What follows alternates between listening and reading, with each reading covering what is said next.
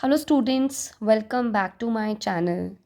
आज की वीडियो में हम पूरा chapter 2 accounting for partnership firms fundamentals पूरा चैप्टर एक ही वीडियो में कवर करेंगे। थ्योरी, प्रैक्टिकल क्वेश्चंस बीच बीच में सब कुछ एक ही वीडियो में हम कवर करने वाले हैं। तो ये वीडियो थोड़ी लंबी रहने वाली है।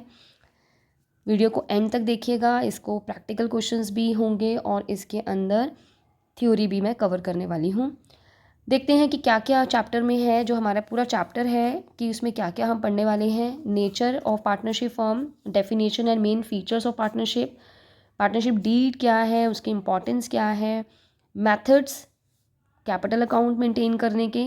दो मेथड्स हैं, फिक्स्ड और फ्लक्चुएटिंग, दोनों को देखेंगे। Division of profit among partners, profit and loss appropriation account कैसे बनाना है, पास एडजस्टमेंट्स, जब कोई एरर्स हो जाती हैं या ओमिशंस या कोई गलतियाँ हो जाती हैं या कोई चीज़ रिकॉर्ड करना भूल जाते हैं at the end of the year, तो उसको एडजस्ट करते हैं।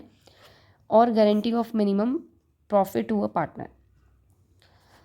तो पार्टनरशिप फॉर्म इंट्रोडक्शन देख लेते हैं। पार्टनरशिप, एक सोल ट्रेडर जो होता है, सोल ट्रेडर आपको पता है एक अकेला पर्सन होता है जो सारा बिजनेस देखता है अपना।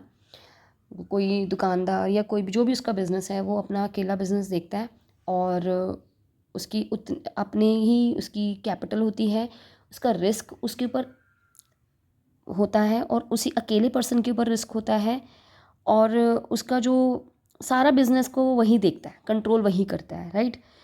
तो अब एक मैन की कैपिटल, उसका स्केल, उसकी कंट्रोलिंग और उसका रिस्क काफ़ी लिमिटेड रहता है। तो जब एक ऑनर चाहता है कि मेरा बिजनेस और एक्सपैंड करूँ मैं, तो वो क्या सोचता है कि क्यों ना पार्टनरशिप बनाई जाए। आपको पता है कि मिनिमम पार्टनरशिप के लिए मिनिमम 2% चाहिए, राइट। कंपनीज एक्ट 2013 के हिसाब से मैक्सिमम 50 हो सकते हैं, लेकिन मिनिमम 2% चाहिए। फिर वो पार्टनरशिप फर्म स्टार्ट कर सकता है, राइट। तो पार्टनरशिप फर्म स्टार्ट करता है। अब उसके अंदर वो, क्योंकि वो कैपिटल भी लगाएगा, उसका स्किल ऐड हो जाएगा जो एक और पर्सन हमारे साथ है, तो वो बिज़नेस को और अच्छे से देख सकता है। उससे कुछ प्रॉब्लम्स डिस्कस कर सकते हैं दो पर्सन्स आपस में, राइट। तो इस तरह से थोड़ी कैपिटल उसके पास थी, थोड़ी कैपिटल उसके पास थी, या एक के पास टैलेंट था, तो हमने उनको कंबाइन करके हमने बिज़नेस स्टार्ट कर लिया।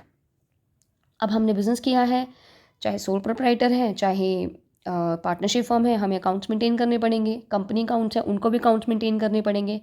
तो इस चैप्टर में जो आपकी जो फर्स्ट पार्ट बुक है, इसके अंदर हम पार्टनरशिप सारा देखते हैं। तो इस चैप्टर में हम पार्टनरशिप फंडामेंटल, पार्टनरशिप डीड है क्या, ये सारी चीज़ें, कैसे अकाउंट्स को मेंटेन करते हैं, ये सारी चीज़ें हम पढ़ने वाले हैं। तो अब सारे अकाउंट्स जो वो मेंटेन करते हैं, तो वो जो अकाउंट्स हम बनाएंगे वो ऑनेस्ट होने चाहिए, एक्यूरेट होने चाहिए और अच्छे से बने हुए होने चाहिए। ये ट्रू और एक फेयर पिक्चर होती है पार्टनरशिप बिजनेस के लिए। तो इस पर्पज़ के लिए हमें ज़रूरी है जो पार्टनरशिप एक्ट है उसमें क्या क्या प्रोविजंस दी हुई हैं, उसके अकॉर्डिंगली हम पार्टनरशिप अकाउंट्स बना सकते हैं, राइट। तो for this purpose it is necessary to study the definition of partnership. Partnership की डेफिनेशन क्या है जो पार्टनरशिप एक्ट में गिवन है, और उसके क्या रिलेवेंट प्रोविजंस हैं पार्टनरशिप एक्ट में जो पार्टनरशिप अकाउंट्स को अफेक्ट करती हैं। नेचर ऑफ पार्टनरशिप फॉर्म क्या है। Nature as per accounting view point, अगर अकाउंट्स के उसमें देखते हैं तो पार्टनरशिप फॉर्म की पार्टनर से अलग एंटिटी होती है। बट लीगल व्यू पॉइंट से देखा जाए तो पार्टनरशिप फर्म इज़ नॉट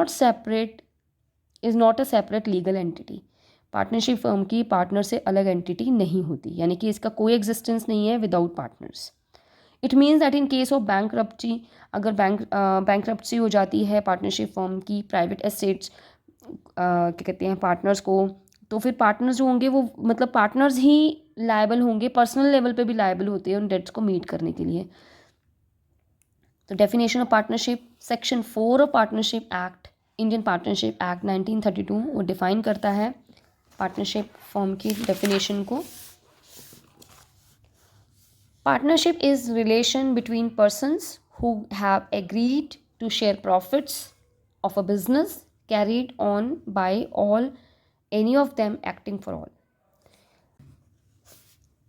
इस डेफिनेशन के अकॉर्डिंग पार्टनरशिप एक पर्सन्स के बीच में एक ऐसा रिलेशन है जो एग्री करते हैं कि वो प्रॉफिट्स आपस में बांटेंगे, बिजनेस चलाएंगे, प्रॉफिट बांटेंगे और उनके उसके लिए काम भी करेंगे। वैसे भी बिज़नेस तभी है जब वो प्रॉफिट के मकसद से है। अगर प्रॉफिट कमाने के मकसद से ही पार्टनरशिप फॉर्म होती है, सेवा करने के लिए नहीं। अगर वो सेवा करने के लिए आपने पार्टनर्स इकट्ठे हुए हैं और आप कुछ कर रहे हो, तो that is not a business, और वो एक पार्टनरशिप फॉर्म नहीं है।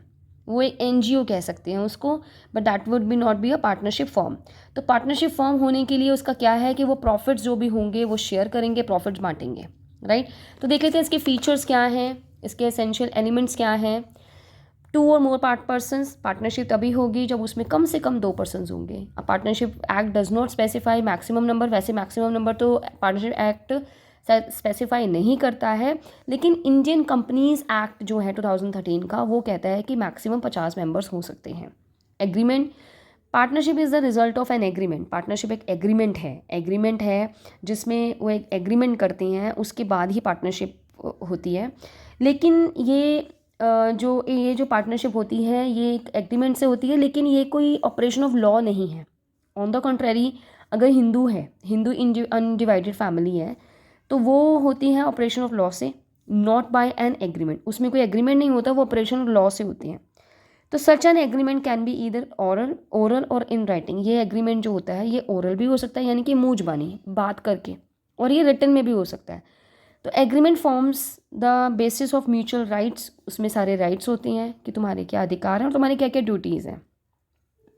Existence of business and profit motive. अगर बिजनेस पार्टनरशिप फर्म है तो पार्टनरशिप फर्म तभी हो सकती है जब उनका कोई बिजनेस कर रहे हैं with intention of earning profit. वो ऐसा बिजनेस कर रहे हैं या वो कोई भी बिजनेस कर रहे हैं, उनका इंटेंशन मेन क्या रहता है कि प्रॉफिट कमाएंगे। And such business must be legal. और बिजनेस जो होगा वो लीगल होना चाहिए, कुछ गलत काम नहीं होना चाहिए जो इलीगल हो, जो लॉ कानून मानता ना हो। A joint ownership of sum property by itself can not be called a partnership firm. अगर कोई प्रॉपर्टी है जॉइंट, तो वो एक पार्टनरशिप नहीं कहलाएगी, इसमें पर्सनस का होना बहुत ज़रूरी है। Sharing of profits, the agreement between the partners. जो पार्टनर्स एग्रीमेंट करते हैं must be aimed at sharing profits, के वो प्रॉफिट्स बांटेंगे। If some person join hands to run some charitable activity, अगर वो कोई चैरिटेबल एक्टिविटी करना चाहते हैं तो वो पार्टनरशिप नहीं कहलाती। If a person is deprived of his right to share, अगर वो प्रॉफिट को शेयर को डिप्राइव करता है अपने राइट को, तो वो पार्टनर नहीं कहलाता है। और it is not necessary that all partners should share the losses also. ये कोई ज़रूरी नहीं होता। हमने पार्टनरशिप के बारे में 11th क्लास में बिजनेस स्टडीज़ में भी पढ़ा है। उसमें कुछ ऐसे पार्टनर्स भी होती हैं कि वो लॉसेस भी शेयर ना करें, ऐसा भी होता है। It may be agreed between the partners that one or more of them shall not be liable for losses, कि कोई पार्टनर्स ऐसे हो सकते हैं जो लॉसेस के लिए लायबल ना हों। Relationship of principal and agent, each partner is an agent. वैसे तो हर पार्टनर एजेंट है, लेकिन वो साथ साथ प्रिंसिपल भी है। ऐसा क्यों? क्योंकि एक जो एजेंट होता है he can bind the other partners by his act, and principal because he himself can be bound by the act of the other partners. अगर पार्टनर्स हैं, 4 पार्टनर्स हैं, तो चारों पार्टनर्स एक दूसरे से बाइंड हैं। जो भी एक्ट वो करता है एक पार्टनर, वो बाकियों के साथ उसका बाइंड रहता है, तो वो एक तरह से प्रिंसिपल भी है और उसका एजेंट भी है। Business carried on by all or any of them acting for all. It means कि पार्टनर्स जो हैं वो पार्टिसिपेट करते हैं, कंडक्ट ऑफ बिजनेस करते हैं, and each partner is bound by act, अपने एक्ट से वो बाउंड है, of the other partners in respect to the business of the firm. Business में मतलब फर्म में काम करने के लिए, जो बिज़नेस है चल रहा है फर्म का, उसके काम करने के लिए सारे एक दूसरे से कहीं ना कहीं बाउंड रहते हैं, अपने एक्शन से बाउंड रहते हैं।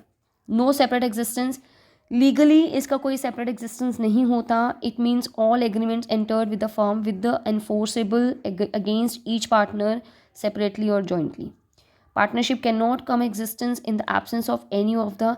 अगर इसमें से कोई भी एक पॉइंट नहीं होता है तो पार्टनरशिप फॉर्म नहीं है। 2 मेंबर होने ज़रूरी हैं, एग्रीमेंट होना ज़रूरी है। एग्रीमेंट ओरल भी हो सकता है और रिटन भी हो सकता है। बिजनेस होता है, लीगल बिजनेस होना चाहिए और प्रॉफिट मोटिव से होना चाहिए, प्रॉफिट बांटने चाहिए। अगर कोई कहता है कि नहीं मैं प्रॉफिट नहीं लूँगा, मैं तो इसमें वो करना चाहता हूँ, मैं मतलब चैरिटेबल करना चाहता हूँ, तो वो नहीं हो सकता, उसको प्रॉफिट डिवाइड करना पड़ेगा। एक प्रिंसिपल और एजेंट का रिलेशनशिप रहता है पार्टनर्स के बीच में, पार्टनर्स का फर्म के साथ। Business carried on by all, और ये सारे जो बिजनेस होते हैं सभी कर सकते हैं या कुछ कर सकते हैं। मतलब कि कुछ ऐसे पार्टनर्स होते हैं जो, तो it means that each partner can participate in the conduct, her partner business में एक्ट भी कर सकता है और ईच पार्टनर बाउंड भी है कि वो एक्ट करें अदर्स के लिए, others partner in respect to business of the firm. Separate existence नहीं होता है, ये हम पहले भी पढ़ चुके हैं। एक पार्टनर के राइट्स क्या हैं? हर पार्टनर को राइट है कि वो अपने प्रॉफिट को, लॉसेस को शेयर करें इन एग्रीड रेशियो में, जो एग्रीड रेशियो एग्री किया गया है। Every partner has a right to take part in the conduct of business, कि वो बिजनेस के कंडक्ट में, बिजनेस को कंडक्ट करने के लिए उसमें पार्टिसिपेट भी करे।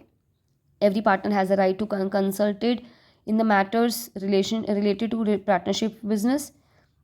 Every partner has a right to inspect and have a copy of books of accounts. Every partner has a right to disallow the admission of a new partner.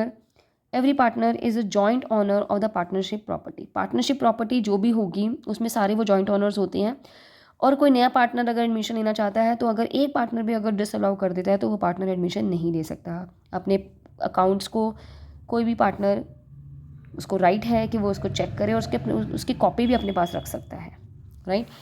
अगर एक partner जो है कोई लोन देता है firm को, तो उसको राइट है कि उसके ऊपर इंटरेस्ट मिले उसको। अगर रेट ऑफ इंटरेस्ट एग्रीड नहीं है तो 6% से उसको इंटरेस्ट पे करना ही पड़ेगा, फर्म को पे करना पड़ेगा टू द जिसने बिजनेस को लोन दिया है। If a partner incurs expenses और makes payment on behalf of the firm, अगर कोई पार्टनर फर्म के बिहाफ पे खर्चा करता है, कोई पेमेंट करता है, तो उसको राइट है कि वो उससे इंडेफिनाइट करे, उसे ले सकता है। Every partner has a right to retire from the firm after giving a proper notice, proper notice दे के वो रिटायर भी हो सकता है। तो इस पार्टनरशिप की डेफिनेशन के according, partnership is a relation, ये एक ऐसा रिलेशन है जो फ्यूचर, जो प्रॉफिट्स को शेयर करने के लिए एग्री करते हैं कि प्रॉफिट्स को हम आपस में बांट लेंगे और इसके लिए, बिजनेस के लिए काम भी करेंगे, राइट। इसके मेन फीचर्स हैं, उसके एसेंशियल एलिमेंट्स हैं पार्टनरशिप फॉर्म के। 2 या 2 से ज़्यादा मेंबर्स होने चाहिए, वैसे तो कम से कम 2 मेंबर्स होंगे तभी पार्टनरशिप बनेगी। पार्टनरशिप एक्ट ने तो मैक्सिमम नंबर्स का कुछ स्पेसिफाई नहीं किया है, लेकिन section 464 of Indian companies act 2013 वो कहता है मैक्सिमम मेंबर्स कितने होंगे, 50। एग्रीमेंट, ये एग्रीमेंट एक पार्टनरशिप एक एग्रीमेंट के उस पर होता है। ये एग्रीमेंट ओरल भी हो सकता है और रिटन भी हो सकता है। इसमें एग्रीमेंट है, ये कोई ऑपरेशन ऑफ लॉ नहीं है, ये एक एग्रीमेंट है। जैसे हिंदू अनडिवाइडेड फैमिली होती है, उसमें ऑपरेशन ऑफ लॉ होता है, एग्रीमेंट नहीं होता। इसमें एग्रीमेंट है, ऑपरेशन ऑफ लॉ नहीं है। ये जो एग्रीमेंट है ये म्यूचुअल राइट्स और ड्यूटीज़ बताता है पार्टनर्स की।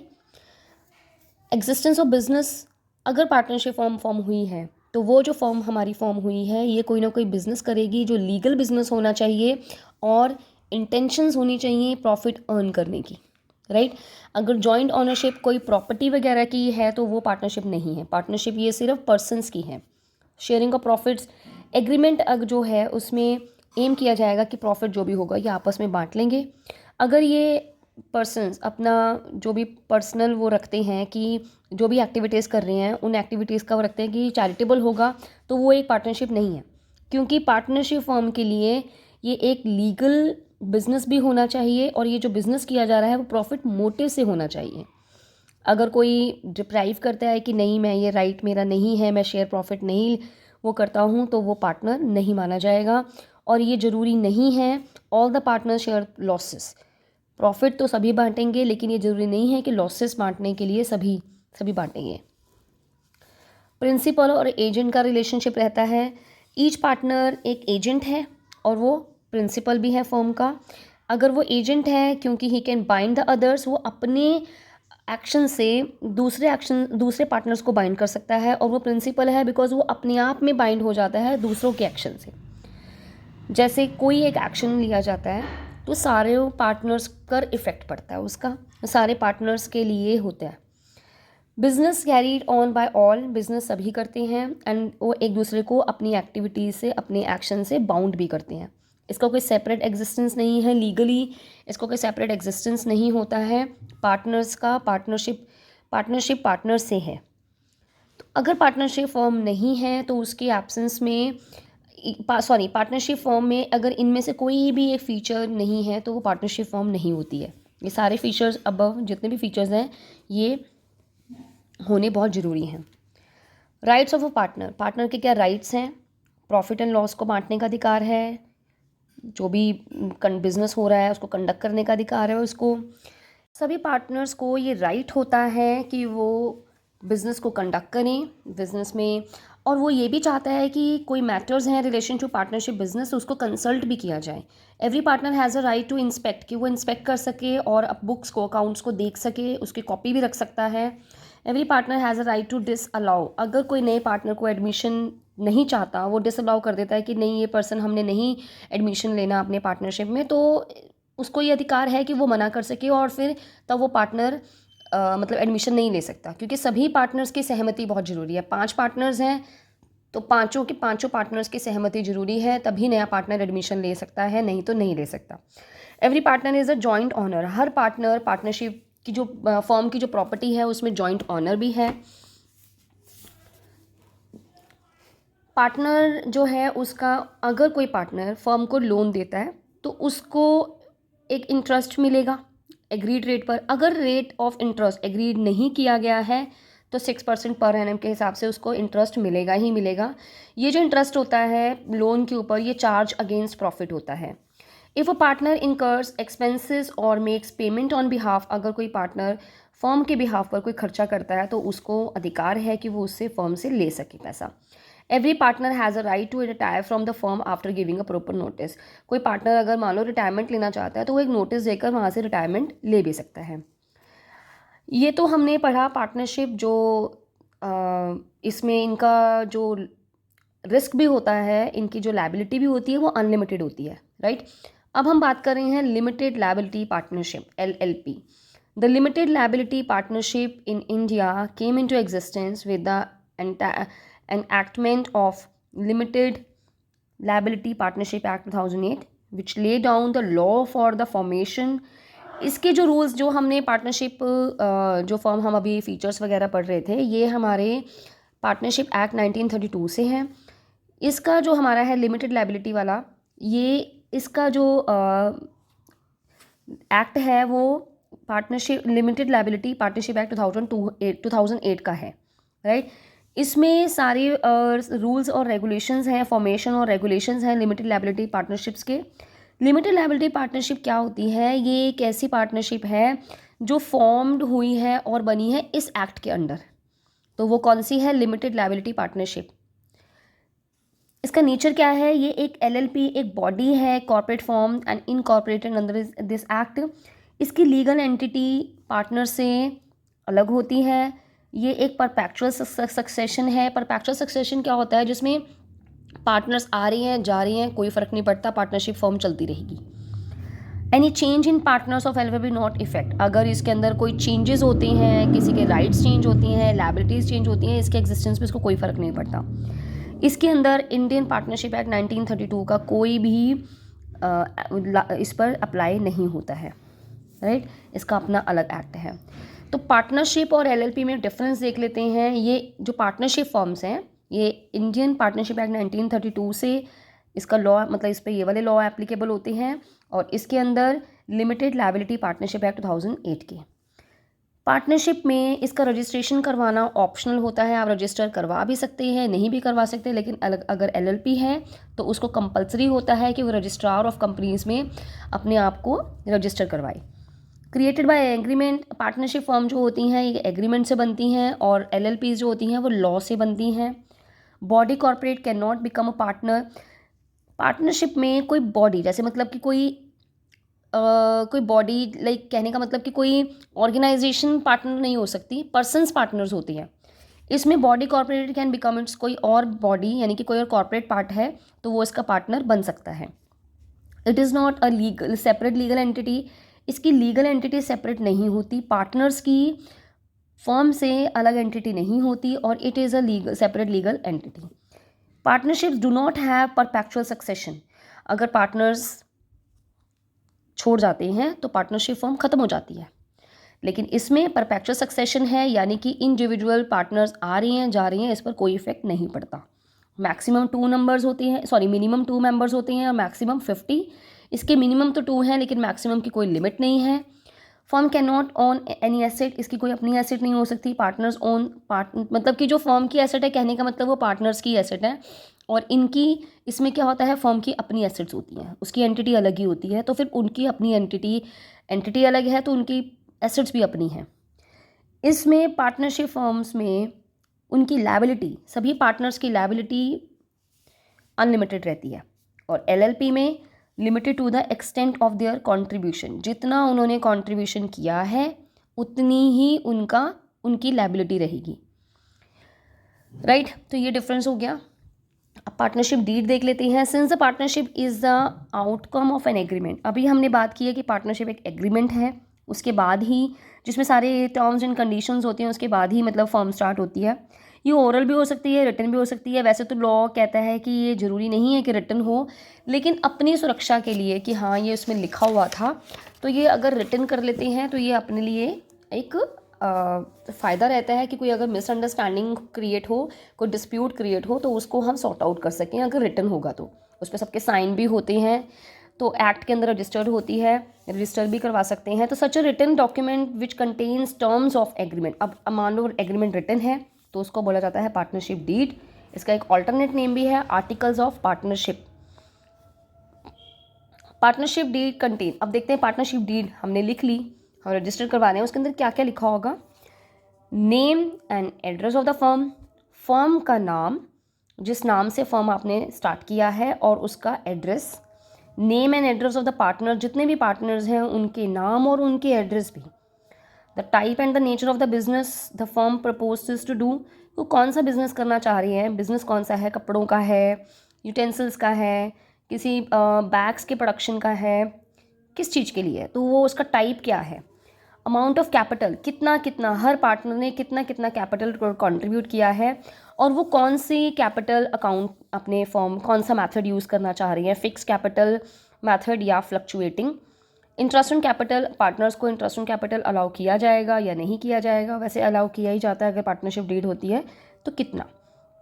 Drawings, how much amount the partners are entitled to withdraw, personal use के लिए वो कितना अमाउंट विड्रॉ कर सकते हैं, और उसके ऊपर उनको कितना ब्याज भी पे करना है, इंटरेस्ट ऑन ड्रॉइंग भी उसमें मेंशन्ड होता है।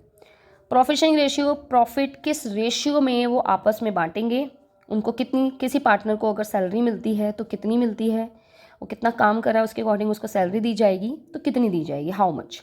गुडविल, वैल्यूएशन होती है गुडविल की, अगर नया पार्टनर एडमिशन लेता है या पार्टनर रिटायरमेंट होता है तो कौन सा मेथड यूज़ किया जाएगा।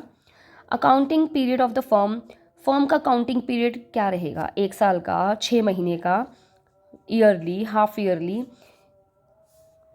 और वो कब बंद होंगे।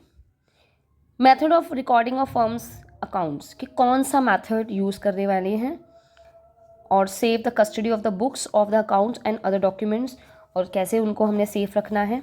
ऑडिटिंग कौन करवाएंगे या नहीं करवाएंगे तो फिर ऑडिटर को पहले से अपॉइंट, उसका एड्रेस, उसका सब नाम वगैरह भी होता है। Date of commencement of partnership, partnership जब शुरू हो रही है, पार्टनरशिप कितने टाइम के लिए रहेगी, क्योंकि कई बार पार्टनरशिप ना एक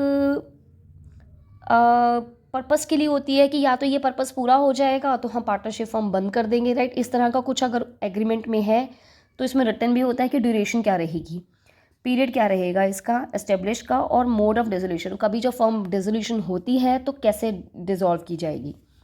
use of the decision of Grandway versus Murray, इसके अंदर ये होता है कि क्या ये जो ये रूल है वो जो रूल है ये एप्लीकेबल होगा या नहीं होगा, अप्लाई करेंगे या नहीं करेंगे in case of insolvency of a partner, अगर कोई पार्टनर इंसॉल्वेंट हो जाता है।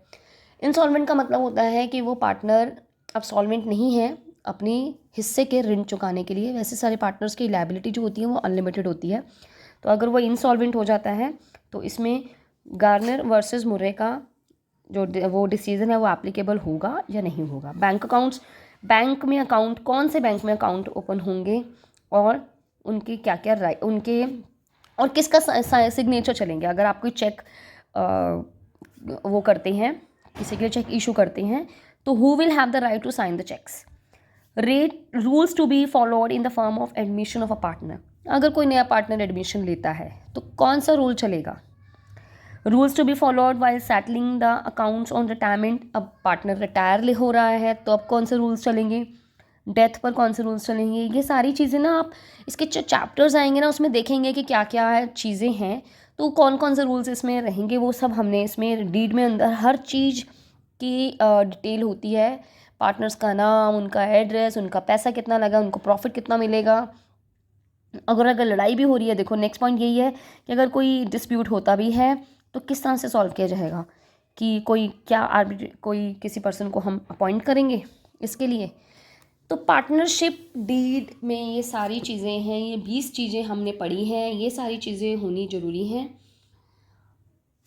ठीक है, अब देख लेते हैं पार्टनरशिप डीड की इम्पोर्टेंस। अरे हमने क्यों हम पार्टनरशिप डीड बना रहे हैं, वो इसलिए बना रही हैं कि पार्टनर को अपनी राइट्स का पता चल जाएगा, अपनी ड्यूटीज़ का पता चल जाएगा, अपनी लायबिलिटी का पता चल जाएगा।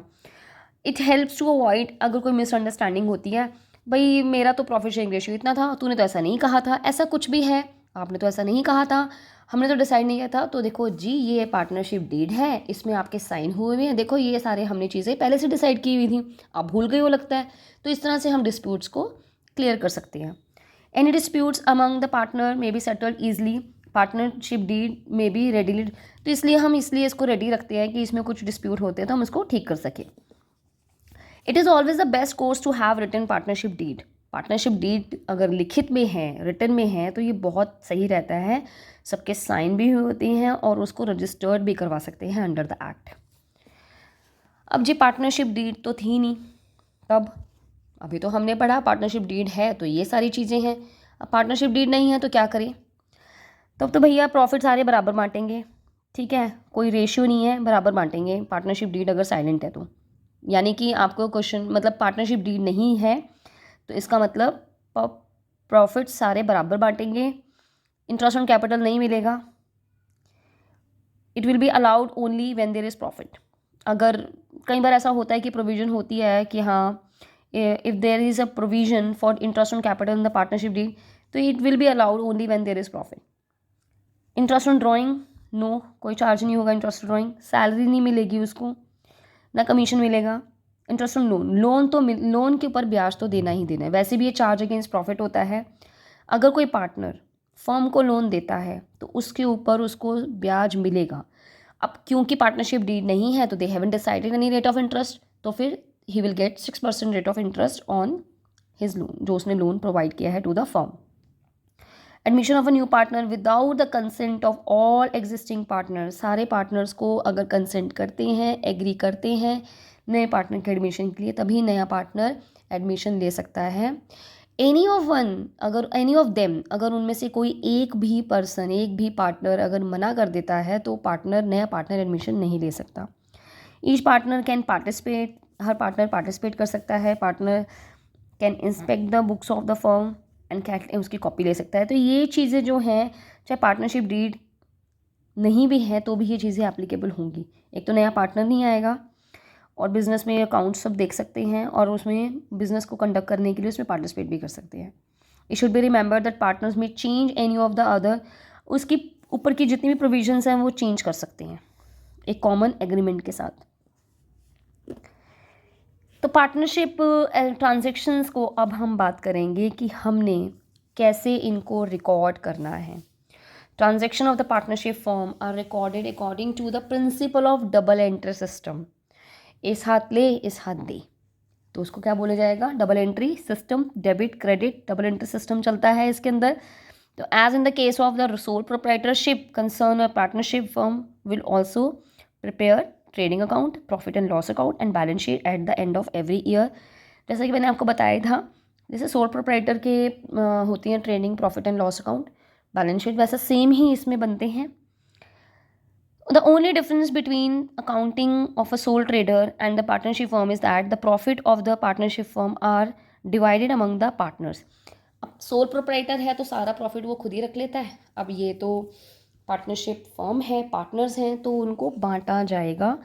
उसको बांटने के लिए हमें एक profit and loss appropriation account maintain करना पड़ता है इसके अंदर, जो सोल प्रोप्राइटरशिप में नहीं करना पड़ता बट पार्टनरशिप फर्म में करना पड़ता है।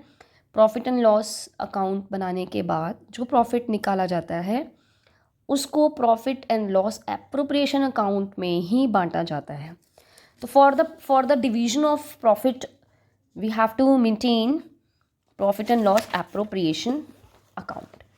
Profit and loss appropriation account में ही सारी चीज़ें होती हैं जो पार्टनर को मिलने वाली हैं। जैसे उसको रेट ऑफ हमने बात करी थी, उसको इंटरेस्ट मिलेगा, उसको सैलरी मिलेगी, उसको कमीशन मिलेगा, तो वो इसी अकाउंट में ही सारी ट्रांजैक्शंस की जाती हैं। ये फॉर्मेट है आपके सामने profit and loss appropriation account का। सैलरीज जो क्योंकि profit and loss appropriation account का जो नेचर होता है ना, नॉमिनल अकाउंट का ही होता है, तो फर्म के लिए एक्सपेंस है तो डेबिट साइड में आएगा, और प्रॉफिट और फर्म जो इनकम रहेगा वो इंटरेस्ट ऑन ड्राइंग है फर्म के लिए, तो वो क्रेडिट साइड आएगा। तो to salaries, to commission, to partners, interest on capital, कोई अगर प्रॉफिट में से रिजर्व बनाया है तो टू रिजर्व अकाउंट, और ये प्रॉफिट पहले तो हमने प्रॉफिट उतारना है उसके बाद ही ये सारा लिखना है। और इंटरेस्ट ऑन ड्राइंग, पार्टनर्स क्योंकि फॉर्म को पे करते हैं तो फॉर्म के लिए इनकम होता है, तो ये क्रेडिट साइड में आता है। तो प्रॉफिट में ये ऐड होने के बाद यहाँ से हम इसकी बैलेंसिंग फिगर निकाल लेते हैं, और जो बैलेंसिंग फिगर आती है वो जो प्रॉफिट है वो पार्टनर्स को उनके प्रॉफिट शेयरिंग रेशियो में बांट देते हैं, right. Profit and loss appropriation account का फीचर्स क्या है, ये तभी बनाया जाएगा, प्रॉफिट एंड लॉस अकाउंट के बाद ही बनाया जाएगा। एक तरह से एक्सटेंशन है ये प्रॉफिट एंड लॉस अकाउंट का। ये सिर्फ पार्टनरशिप फॉर्म में ही बनाया जाता है, ये profit and loss appropriation account और किसी में नहीं बनाया जाता। ये एक नॉमिनल अकाउंट है, तभी मैंने आपको बताया कि इसमें डेबिट में फर्म के एक्सपेंस हैं। अगर फर्म पार्टनर को इंटरेस्ट ऑन कैपिटल दिया जा रहा है, सैलरी दी जा रही है, कमीशन दिया जा रहा है, तो ये फर्म के लिए एक्सपेंस होती हैं। It shows how the net profit for the accounting period is appropriated. तो ये जो profit and loss appropriation account बनाया जाता है, ये एक एप्रोप्रिएशन ऑफ प्रॉफिट है कि प्रॉफिट को कैसे कहाँ कैसे, मतलब ये लोग कहाँ आपस में कैसे बांट रहे हैं, एप्रोप्रिएट कर रहे हैं। Entries in this account are made giving effect to the partnership deed or the Indian Partnership Act 1932। Partnership act 1932 से ये बन रहा है, उसी के ही रूल्स इसमें एप्लीकेबल होते हैं। तो देखते हैं कि पार्टनरशिप फर्म में जो ये profit and loss appropriation account बनाया जाता है, ये प्रॉफिट एंड लॉस अकाउंट से कैसे डिफरेंट है। It is prepared after trading account. Profit and loss account trading account के बाद बनाते हैं, आपको पता है। उसके बाद उसे हम मतलब कि ग्रॉस प्रॉफिट से हम फिर नेट प्रॉफिट निकालते हैं। तो ये नेट प्रॉफिट असरटेन करने के लिए किया जाता है, या नेट लॉस के लिए। Profit and loss appropriation account profit and loss के बाद बनता है, प्रॉफिट को एप्रोप्रिएट करने के लिए बनता है।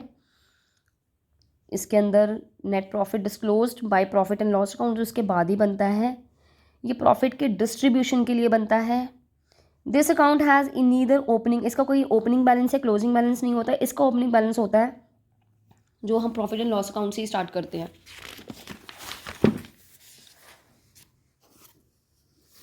Expenses debited to this account are charge against profit. Profit and loss में जो चीज़ें लिखी जाती हैं, जितने भी हम एक्सपेंसेस लिखते हैं, वो सारे चार्ज अगेंस्ट प्रॉफिट होते हैं। और expenses debited to this account are appropriation of profits, ये प्रॉफिट्स का ही एप्रोप्रिएशन है, चार्ज अगेंस्ट प्रॉफिट्स नहीं है ये। This account is not prepared on the basis of partnership agreement. ये कोई पार्टनरशिप एग्रीमेंट के हिसाब से नहीं बनता प्रॉफिट एंड लॉस अकाउंट। तभी मैंने आपको बताया ना कि प्रॉफिट एंड लॉस अकाउंट और सोल प्रोप्राइटरशिप का जो पार्टनरशिप फर्म के लिए और सोल प्रोप्राइटरशिप के लिए जो प्रॉफिट एंड लॉस अकाउंट है वो सेम ही रहता है। वो हमारा वही रूल चलेगा जो हम प्रॉफिट एंड लॉस की नॉमिनल अकाउंट का रूल हमारा है, वो उसके अकॉर्डिंगली चलेगा। और उसके अंदर सारी चार्ज अगेंस्ट प्रॉफिट्स चीज़ें होती हैं। चार्ज अगेंस्ट प्रॉफिट्स कौन सी चीज़ें होती हैं, कौन से खर्चे होते हैं जो करनी होती हैं, चाहे फॉर्म में लॉस हो रहा है या प्रॉफिट हो रहा है। लेकिन एप्रोप्रिएशन तो है ही, प्रॉफिट बांटने के लिए प्रॉफिट होगा तभी एप्रोप्रिएशन अकाउंट बनेगा। तो this account is prepared on the basis of agreement. Matching principle of is followed while preparing this account, और इसमें मैचिंग प्रिंसिपल अलाउ नहीं होता है, फॉलो नहीं होता है। ये देखो कोई एक अटेंशन, ये एक बात बता रखी है यहाँ पे कि any amount payable to partner, salary, commission, interest on capital, ये सारी चीज़ें हैं, ये एप्रोप्रिएशन ऑफ प्रॉफिट हैं, ये चार्ज अगेंस्ट प्रॉफिट नहीं है। ये सारी चीज़ें डेबिटेड टू हो रही हैं profit and loss appropriation account में, ये प्रॉफिट एंड लॉस अकाउंट में नहीं लिखी जाती। ऐसा क्यों? चार्ज अगेंस्ट प्रॉफिट का मतलब क्या है? चार्ज अगेंस्ट प्रॉफिट और एप्रोप्रिएशन ऑफ प्रॉफिट, इसका डिफरेंस भी देख लेते हैं हम। चार्ज अगेंस्ट प्रॉफिट ये ऐसे एक्सपेंसेस होते हैं जो फर्म में चाहे लॉस हो रहा है चाहे प्रॉफिट हो रहा है ये करने ही होते हैं। और एप्रोप्रिएशन ऑफ प्रॉफिट ये सिर्फ प्रॉफिट्स को बांटा जाता है, ये सिर्फ इंडिकेट करता है distribution of net profit to the various heads. It is debited to power profit and loss account. ये चार्ज अगेंस्ट प्रॉफिट की जितनी भी चीज़ें हैं, एम्प्लॉयज़ को salary, not to the partners, employees को सैलरी देनी होती है और बहुत सारे एक्सपेंसेस होते हैं, रेंट पे कर रहे हो, बहुत सारे एक्सपेंसेस होते हैं जो चार्ज अगेंस्ट प्रॉफिट होते हैं। तो सारे एक्सपेंसेस जो आपने 11th क्लास में सीखे हुए हैं प्रॉफिट एंड लॉस अकाउंट बनाते समय, वो सारे एक्सपेंसेस लिखे जाते हैं इसके अंदर, वो सारे चार्ज अगेंस्ट प्रॉफिट होते हैं और ये profit and loss appropriation account में डेबिटेड होता है। It is necessary to make charges against profit even there is loss, लेकिन ये तभी होता है जब प्रॉफिट होगा, तो ये तभी एप्रोप्रिएशंस किए जाएंगे जब फॉर्म में प्रॉफिट होगा, नहीं तो नहीं। Interest on partners loan and rent, इसका एग्जाम्पल्स आएंगे कि पार्टनर का जो लोन है उसके ऊपर इंटरेस्ट, या पार्टनर का कोई पार्टनर के कोई प्रेमिसेस थे, कोई जगह थी, वो हमने बिजनेस के लिए यूज़ की, उसने रेंट चार्ज कर लिया, तो जो उसको रेंट दिया जाएगा वो चार्ज अगेंस्ट प्रॉफिट होता है। इसका एग्जांपल है इंटरेस्ट ऑन कैपिटल और पार्टनर्स सैलरी। स्टूडेंट्स, क्योंकि ये वीडियो मैं अभी सिर्फ थ्योरी समझाने के लिए कर रही हूँ, क्योंकि चैप्टर तो ख़त्म हो चुका था, मैंने प्रैक्टिकल क्वेश्चंस की, इंडिविजुअल क्वेश्चंस की वीडियोस बनाई थी, but some of my students suggested me, even they requested me कि मैम एक ना आप ऐसी वीडियो बना दो जिसमें पूरे चैप्टर की थ्योरी हो जाए सिर्फ। तो मैं इसमें एक कोशिश कर रही हूँ कि मैं प्रैक्टिकल क्वेश्चन भी बीच में एक आध करूँगी इसके अंदर इंक्लूड, बट अभी मैं आपको सिर्फ इसमें थ्योरी पार्ट में रख रही हूँ। तो it is going to be a very long video, in one shot I am going to cover all the topics, theory topics of this chapter. तो पहले हमने देखा कैपिटल अकाउंट के दो मेथड्स होते हैं, फिक्स्ड कैपिटल अकाउंट और fluctuating capital account. Before starting this chapter हमने पढ़ा था कि हम दो मेथड पढ़ेंगे, तो चलो पढ़ते हैं अब ये दो मेथड। तो पहला है fixed capital account. Fixed capital account, fixed नाम से पता चल रहा है फिक्स्ड, यानी कि भाई कैपिटल में कोई चेंजेस नहीं आएगा, आपने फिक्स्ड कैपिटल अकाउंट अलग बना लेना है, और जो भी पार्टनर को इंटरेस्ट मिल रहा है, सैलरी मिल रही है, जो भी वो और भी चीज़ें मिल रही हैं या उसे चार्ज हो रही है ना, उसके लिए हम अलग अकाउंट बना लेंगे। कौन सा अकाउंट बना लेंगे? Current account. तो फिक्स कैपिटल अकाउंट के केस में आपने एक अकाउंट बनाना है, लेजर ऐसे वाला, डेबिट क्रेडिट होगा, बाय बैलेंस पीडी, उनका ओपनिंग बैलेंस जो हमारे पास होता है, जो उनकी जब फाइनेंशियल ईयर स्टार्ट होता है, जो उनका ओपनिंग बैलेंस होगा कैपिटल का, वही लिखते हैं। अगर कोई कैपिटल वो और लेके आ जाता है, वो इंट्रोड्यूस करता है, तो यहाँ पर हम ऐड कर देंगे बाय कैश और बैंक अकाउंट लिखकर, या वो मान लो पैसा निकालता है तो फिर टू कैश और बैंक अकाउंट लिख के टू बैलेंस सीडी, यानी कि क्लोजिंग बैलेंस, यानी कि बैलेंसिंग फिगर निकाल लेंगे। और जो पार्टनर को अभी हमने देखा कि पार्टनर को सैलरी मिल रही है, पार्टनर को ड्राइंग के ऊपर इंटरेस्ट चार्ज हो रहा है, तो ये सारी ट्रांजेक्शन्स जो होंगी वो हम करेंगे अब करंट अकाउंट में। इसका अगर मान लो ओपनिंग बैलेंस गिवन है तो हम बाय साइड से स्टार्ट करेंगे if they have a credit balance. इसका डेबिट बैलेंस भी हो सकता है, तो डेबिट साइड पे भी स्टार्ट कर सकते हैं। तो बाय इंटरेस्ट ऑन कैपिटल, उनको कैपिटल के ऊपर इंटरेस्ट मिल गया, ठीक है। जो चीज़ें पार्टनर्स को मिलती हैं वो हम partners capital account current account में या कैपिटल अकाउंट पे क्रेडिट साइड में लिखते हैं, जो उनको चीज़ें उनको मिलती हैं, ठीक है। जो उनसे चार्ज किया जाता है वो हम डेबिट साइड में लिखते हैं। पार्टनर सैलरी, उसको कोई सैलरी मिल रही है, उसको कमीशन मिल रहा है। जो profit and loss appropriation account में हमने प्रॉफिट बांटा था, वो फिर इसी अकाउंट में ट्रांसफ़र होता है जब कैपिटल फिक्स्ड होती है। ये सारी चीज़ें क्रेडिट साइड में लिखने के बाद अब हम देखेंगे हमने डेबिट साइड में क्या क्या लिखना है। To balance BD if they have any debit balance, तो यहाँ से स्टार्ट करेंगे। ड्राइंग्स दे देंगे, उनकी जो ड्राइंग्स उन्होंने की वो लिख देंगे। ड्राइंग्स के ऊपर हमने इंटरेस्ट भी चार्ज किया था, अगर कोई लॉस है तो वो भी यहाँ बांट देंगे, तो बैलेंस सीडी आ जाएगा। ये तो हमने बात की जब कैपिटल फिक्स्ड है तो वो दो अकाउंट बनाएंगे। फिक्स्ड है कैपिटल, तो कैपिटल के अकाउंट के अंदर तो भाई कोई चेंज नहीं आ रहा है, सिर्फ अगर वो कैपिटल और इंट्रोड्यूस करता है या वो कैपिटल में से पैसा निकाल लेता है तो वो हम वही दो चीज़ें लिखते हैं बस, एक ओपनिंग बैलेंस, क्लोजिंग बैलेंस, या क्या पैसा लेके आता है, इंट्रोड्यूस करता है, या वो विड्रॉ करता है। बाकी सारी ये ट्रांजेक्शन्स हमने किस में करनी है? करंट अकाउंट में, यानी कि फिक्स कैपिटल अकाउंट के केस में we have to maintain two accounts. अब आ जाओ फ्लक्चुएटिंग में एक अकाउंट बनेगा, फिक्स्ड में 2 बनते हैं, इसमें एक अकाउंट बनता है, यानी कि सारी चीज़ें जो जो उसको मिलनी है उसके कैपिटल अकाउंट में ऐड होती चली जाती हैं। If the capital have credit balance, तो क्रेडिट बैलेंस यहाँ पर by balance BD opening balance हो जाएगा। ओपनिंग बैलेंस यानी कि जो at the beginning of the financial year में उनकी कैपिटल्स होती हैं वो लिखी जाती हैं। अगर वो एडिशनल कैपिटल लेके आता है तो बाय बैंक अकाउंट या cash account, interest on capital, उनको इंटरेस्ट मिला, उनको सैलरी मिली, कोई कमीशन मिला, प्रॉफिट एंड लॉस में से प्रॉफिट एंड लॉस एप्रोप्रिएशन में जो हम प्रॉफिट बांटते हैं सैलरी कमीशन देने के बाद जो प्रॉफिट डिवाइड करते हैं वो यहीं पर ही ट्रांसफ़र होता है टू कैश और बैंक अकाउंट अगर उसने पैसा विड्रॉ किया है। टू ड्राइंग्स, इसने जब वो कैपिटल के अगेंस्ट में ड्राइंग करता है यानी कि कैपिटल में से पैसा निकाल लेता है तो टू कैश और बैंक अकाउंट, इसको बोलते हैं ड्राइंग्स अगेंस्ट कैपिटल। लेकिन वो प्रॉफिट में से पैसा निकाल रहा है तो वो क्या हो जाती है, ड्राइंग्स, उसके पर्सनल यूज़ के लिए जो वो निकालता है तो ड्राइंग्स अगेंस्ट प्रॉफिट हो जाती हैं। तो interest on capital, sorry interest on drawing, क्योंकि उसके ऊपर ड्राइंग के ऊपर हमने इंटरेस्ट चार्ज किया है, उसको देना है, तो समहाउ उसका पैसा, उसका अमाउंट माइनस कम हो रहा है ना। जो जिसको पैसा मिल रहा था वो हम क्रेडिट साइड में डाल रहे थे, उसकी कैपिटल बढ़ रही थी, जो उसमें से माइनस होने वाला है वो हम डेबिट साइड डाल रहे हैं, उसका पैसा कम हो रहा है। तो to profit and loss account, अगर फिर वो शेयर, अगर जैसे यहाँ पर हमने प्रॉफिट बांटा था, ऐसा भी तो हो सकता है कि फॉर्म में लॉस हुआ हो तो लॉस यहाँ बांट दिया जाएगा और by to balance CD closing balance आ जाएगा, राइट। तो फिक्स्ड और कैपिटल अकाउंट के डिफरेंस, ये छोटा मोटा क्वेश्चन हर बार एग्जाम में आ ही जाता है, MCQ में आ जाता है कि capital account, fix capital account है तो कितने अकाउंट बनते हैं, भाई 2 अकाउंट बनते हैं और फ्लक्चुएटिंग में एक ही बनता है, ठीक है। कौन सा बनता है फिर फिक्स में, एक तो फिक्स कैपिटल, एक तो कैपिटल अकाउंट बन गया, दूसरा करंट अकाउंट होता है। कैपिटल अकाउंट और करंट अकाउंट, कैपिटल अकाउंट होता है it is prepared both in case of fluctuating method, अगर फॉर्म फ्लक्चुएटिंग मैथड यूज़ करती है तब भी अकाउंट बनेगा, और अगर fix capital account method use करती है तब भी बनेगा। करंट अकाउंट सिर्फ उसी केस में बनेगा अगर फॉर्म में वो फिक्स्ड अकाउंट मैथड यूज़ करते हैं। In the case of fluctuating they don't have to prepare current account. When capital account is prepared fixed on fixed capital method तो it will be shown only credit balance in fluctuating yes, वैसे तो capital account fixed में मैंने अभी आपको बताया था कि उनका क्रेडिट बैलेंस ही होता है, लेकिन अगर फ्लक्चुएटिंग है तो इसका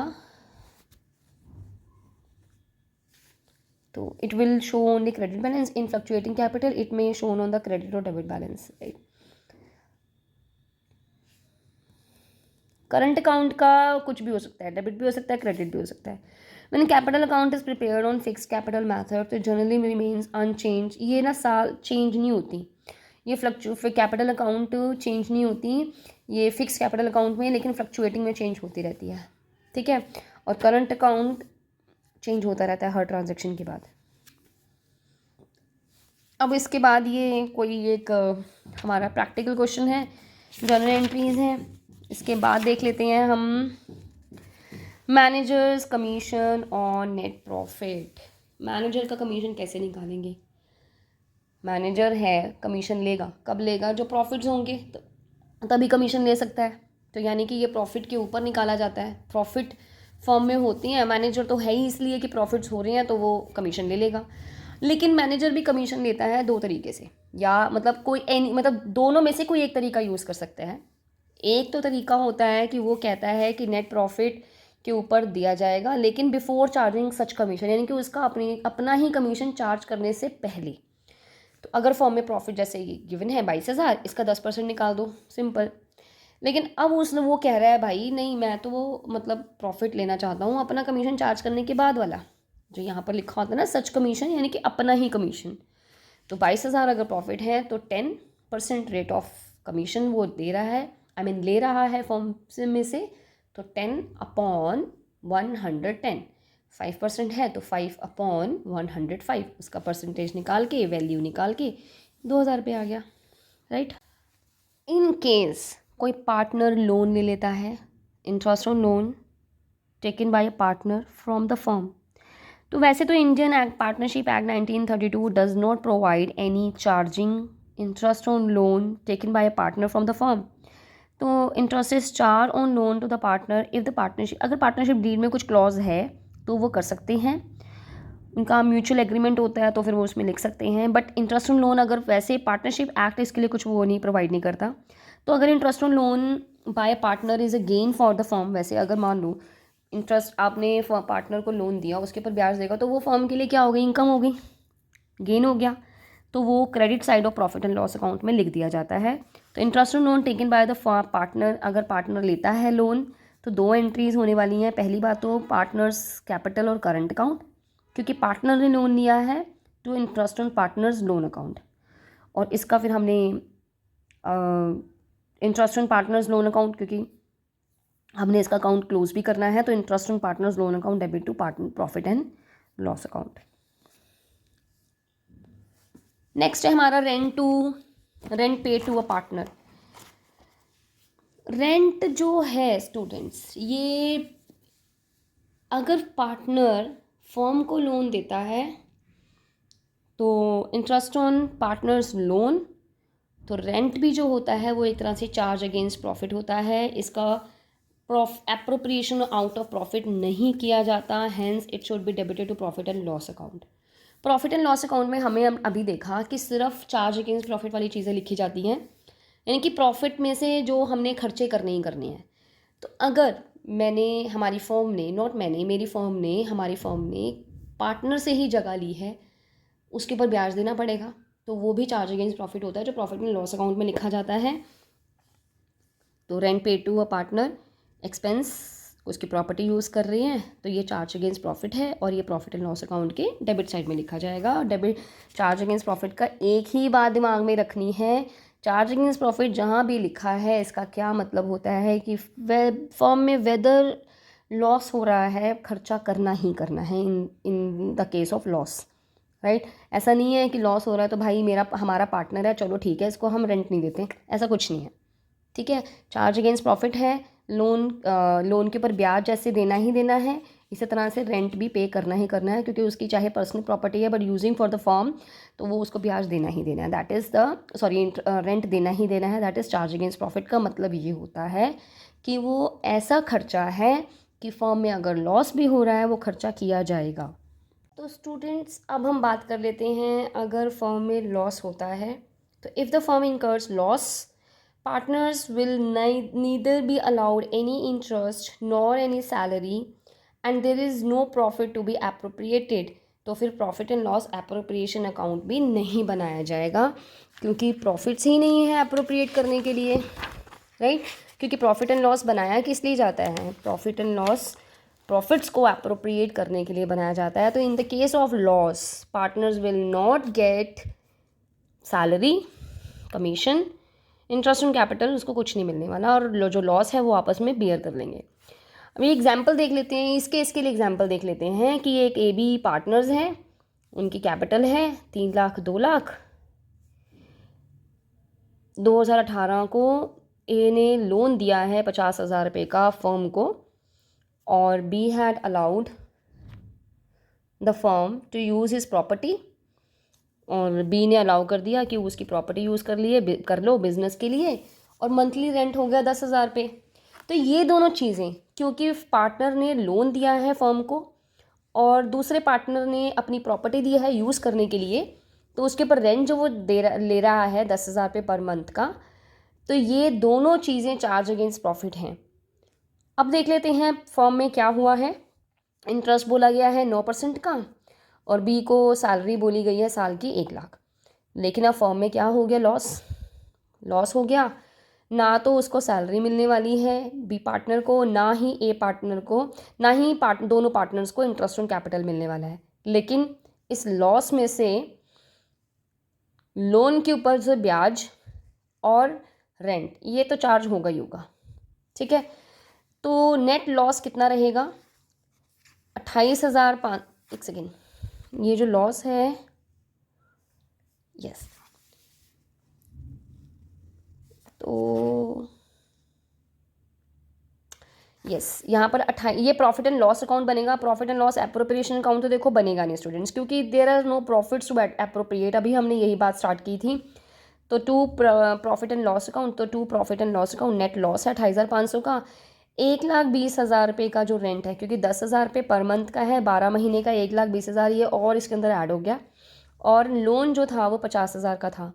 50,000 रुपये का लोन था, 1 अक्टूबर को दिया था। तो अक्टूबर से लेकर मार्च तक कितने महीने हो जाते हैं? अक्टूबर, नवंबर, दिसंबर, जनवरी, फरवरी, मार्च, 6 महीने का। तो क्योंकि अब लोन के ऊपर रेट ऑफ इंटरेस्ट तो गिवन नहीं है, तो इन दैट केस हमने 6% लेना होता है। तो 50,000 का 6% के हिसाब से कितना आ जाएगा? 3,000। 3,000 का हम हाफ कर देंगे, क्योंकि पूरे साल का है, हमें 6 महीने का करना है, तो 1,500 रुपये आ जाएगा। ठीक है। तो अब यानी कि जो लॉस पहले 28,500 बटना था, अब वो कितना बटेगा? 1.5 लाख रुपये। 1,20,000 रेंट भी ऐड हो गया और इस लॉस में 1,500 रुपये इंटरेस्ट ऑन लोन भी हो गया। तो 1.5 लाख रुपये का। अब क्योंकि यहाँ पर क्वेश्चन में कुछ नहीं दे रखा था कि पार्टनर प्रॉफिट शेयरिंग रेशियो किस रेशियो में बांट रही हैं, तो वो दोनों पार्टनर्स क्या हो गए? इक्वल। क्योंकि वैसे भी जैसे इसमें कुछ नहीं दे रखा, तो फिर 1.5 लाख को इक्वली बांट देंगे। ठीक है। हम करेंगे एक प्रैक्टिकल क्वेश्चन। अब ये तो हो गया कि लॉस है। अब नेक्स्ट टॉपिक हमारा है when the appropriations are more than profits। appropriations कौन से होते हैं? appropriations होते हैं सैलरी देना है, पार्टनर को इंटरेस्ट ऑन कैपिटल प्रोवाइड करना है, पार्टनर को कमीशन देना है। बट प्रॉब्लम क्या हो रही है? In case where appropriations such as interest on capital, salary of partners are more than the profits। अब जैसे पहले हमने किया था कि लॉस है, उनको कुछ नहीं मिला, अब तो प्रॉफिट है, लेकिन जितना एप्रोप्रिएशन का अमाउंट उनका बन रहा है, प्रॉफिट उससे कम है। तो profits will be distributed in the ratio of appropriations. यानी कि ये देखेंगे, दो पार्टनर्स हैं, हमने देखा ए को सैलरी देनी थी, कमीशन देना था, उसका इंटरेस्ट ऑन कैपिटल मिलना था, वो देखेंगे उसको कितना मिलना है और बी को कितना मिलना है, और उनके एप्रोप्रिएशन का जो अमाउंट है पार्टनर्स का, उसका रेशियो निकाल देंगे। नहीं समझे? एक एग्जाम्पल देते हैं, इसके नीचे एग्जाम्पल है। ए और बी पार्टनर्स हैं, 2:1 उनका रेशियो है। 12 लाख रुपए कैपिटल है। ए एक नॉन वर्किंग कैपिटल पार्टनर है, उसकी कैपिटल वो 12 लाख रुपए उसने लगाई हुई है। बी एक वर्किंग कैपिटल पार्टनर है, उसकी कैपिटल कितनी है? Not given. Partnership deed provide कर रहा है कि interest on capital 10% per annum मिलेगा भाई, और सैलरी मिलेगी 7,500 वर्किंग पार्टनर को। ठीक है, यानी कि बी को। और नेट प्रॉफिट दे रखी हैं इंटरेस्ट ऑन कैपिटल वगैरह प्रोवाइड करने से पहले वाले 70,000। पहले हम देख लेते हैं ए को मिलेगा क्या। ए को इंटरेस्ट ऑन कैपिटल मिलेगा 12 लाख का 10%, 1,20,000, और सैलरी मिलेगी बी को 90,000। ठीक है, तो 2,10,000 रुपये आ गया। अब प्रॉफिट तो सिर्फ 70,000 थे, तो since the available profit is only 70,000 which is less than the appropriation of 2,10,000, तो प्रॉफिट जो डिस्ट्रीब्यूट होंगे, देखो ए को सिर्फ इंटरेस्ट ऑन कैपिटल मिलना था, क्योंकि यहाँ पर ऐसे ही बताया गया है कि नॉन वर्किंग पार्टनर है, उसको वो 12 लाख रुपए उसने लगाए हुए हैं। बी वर्किंग पार्टनर है और उसको 7,500 रुपये पर मंथ सैलरी के अकॉर्डिंग उसका बोला हुआ है। तो 1,20,000 रुपये इसको ए को कैप इंटरेस्ट देना था और सैलरी देनी थी बी को 90,000 रुपये की।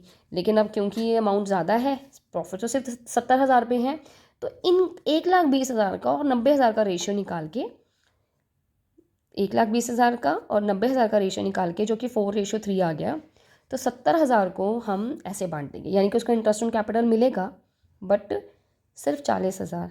70,000 का 4:3 यानी कि 4/7 निकाल कर, और बी का 70,000 में से 3/7 निकाल के।